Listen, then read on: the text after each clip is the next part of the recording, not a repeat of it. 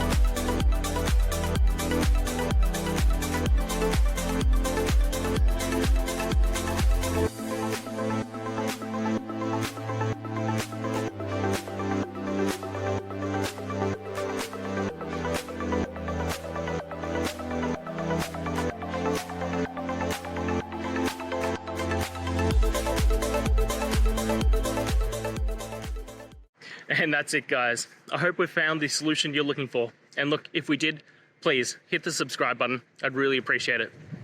And until the next time you need technical help, I hope you have a good one.